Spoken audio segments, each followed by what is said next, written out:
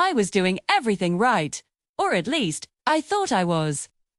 I was tracking every calorie, hitting the gym 5 days a week, and basically running myself into the ground. But I was stuck. Completely. I wasn't getting stronger.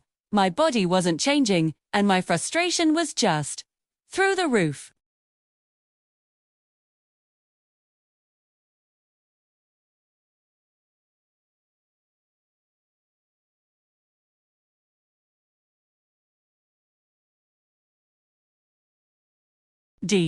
I realized I wasn't just fighting a battle against calories. I was working with a complex system, and I didn't even know the rules.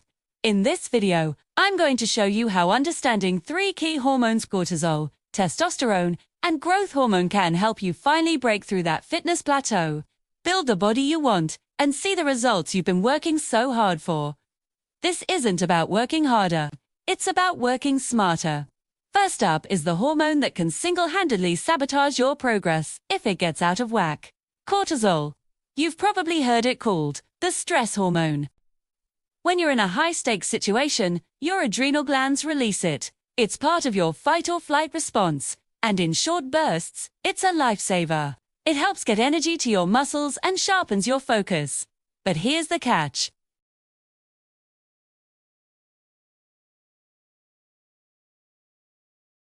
A terrible night's sleep, and this is the key part for a sound, overly aggressive diet and excessive exercise.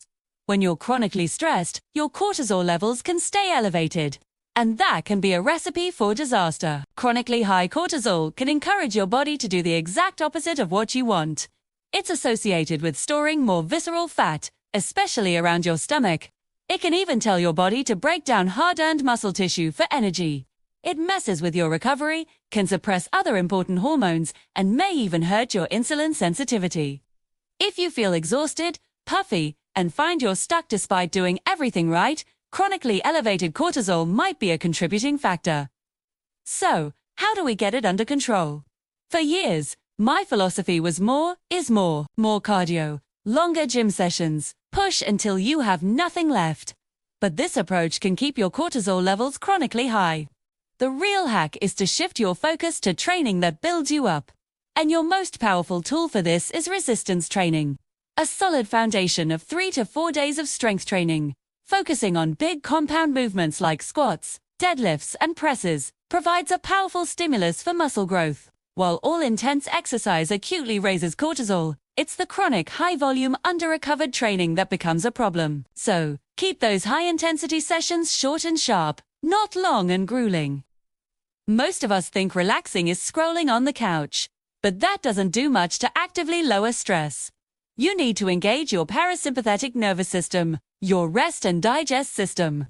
The science here is encouraging. Studies show that practices like deep breathing exercises, meditation, and even a simple 20-minute walk in nature can help lower markers of stress, including cortisol. You can't out-train a body that's drowning in stress. Schedule your recovery with the same seriousness you schedule your workouts. It's not an add-on, it's essential. A huge, prolonged calorie deficit is a massive stressor. If you're constantly under-eating, your body can ramp up cortisol production because it thinks a famine is coming. This is a big reason people hit a wall and actually start to feel worse when they diet too aggressively. You need to give your body enough fuel. Focus on a balanced diet of whole foods. Getting plenty of fiber from fruits and vegetables supports good gut health and blood sugar control, which is part of a healthy hormonal environment. And don't be afraid of healthy fats and adequate protein. Eating to support your body is way more effective than just trying to starve a number on a scale. The second hormone we need to get on our side is testosterone. And ladies, don't click away. This is just as critical for you as it is for men.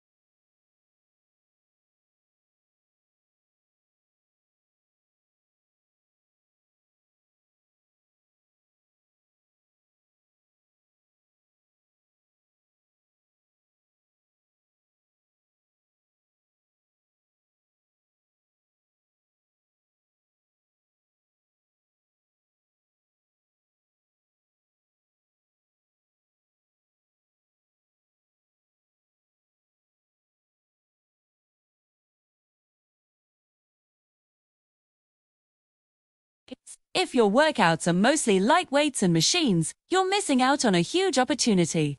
Prioritize getting strong. This might be the most important hack of them all, and it's the one most people blow off. Your body produces a significant amount of testosterone while you sleep. If you are consistently getting less than 7 to 9 hours of quality sleep, you are shortchanging your hormonal health. One study showed that just 1 week of sleeping 5 hours per night significantly decreased daytime testosterone levels in healthy young men. Thing about that. You can have a perfect diet and training plan, but if your sleep is a mess, your hormones won't be optimized. Create a consistent sleep schedule. Make your room as dark and cool as possible, and try to get off screens an hour before bed. Treat sleep like it's part of your program, because it is. Your body needs raw materials to produce hormones. Testosterone, for example, is synthesized from cholesterol. While your body can make its own cholesterol, this is why extremely low-fat diets can sometimes be an issue for hormonal health. You want to consume plenty of healthy fats from sources like avocados, olive oil, and nuts. Plus, certain micronutrients are key players.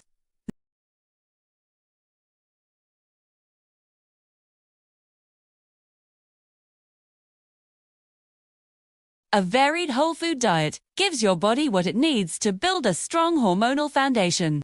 The final piece of our hormonal puzzle is human growth hormone, or HGH.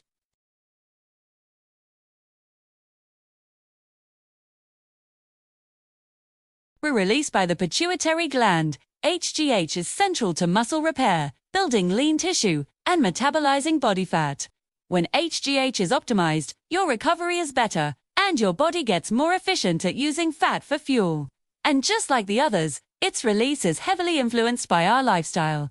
While cortisol can become problematic with excessive duration, growth hormone loves intensity. Both high-intensity interval training, or HIIT, and intense resistance training are powerful triggers for HGH release. DERT, short-term metabolic stress from pushing yourself hard, sends a strong signal to release HGH to help with all the repair and recovery that needs to happen after your workout. This is another reason why structuring your workouts around intense effort is so effective. It sends a potent anabolic signal. Are you sensing a theme here? Just like with testosterone, the most significant release of growth hormone happens during deep sleep. Specifically, a large HGH pulse typically occurs during the first few hours of sleep, in what's called slow-wave sleep. If your sleep is shallow or constantly interrupted, you're missing this critical window for your body to repair itself. All those sleep tips we talked about, a dark, cool room, and a consistent schedule are doubly important for maximizing your HGH release. This is a more advanced hack, but it's interesting. The release of growth hormone can be blunted by high levels of insulin, which is the hormone released when you eat carbs. So, the theory is that eating a very large high-carb meal right before bed could potentially dampen that natural HGH pulse that happens overnight. While the overall impact of this may be modest compared to getting enough sleep in the first place. If you're looking to optimize everything, try finishing your last meal 2 to 3 hours before you go to sleep. This allows your insulin levels to settle, which may create a better environment for that nighttime GH release. So, there you have it. Cortisol, the progress killer. Testosterone, the architect. And growth hormone, the overnight repair crew. The real magic happens when you understand that these three don't work in a vacuum. They're in a constant, delicate dance. When you learn to manage your total stress load, which helps manage cortisol through smarter training, active recovery, and proper fueling, you create an environment where testosterone and growth hormone can do their jobs more effectively.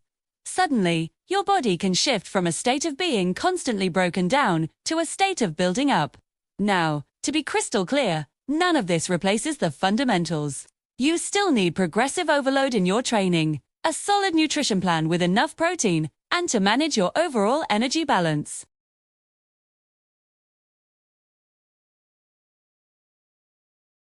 It's about working with your body's powerful systems, not unknowingly working against them. You have the power to influence these systems every single day. What's the one hack you're going to try first? Let me know in the comments below. I'd love to hear from you. And if you want more content on how to train smarter and finally take control of your health, make sure you hit that subscribe button. Thanks for watching.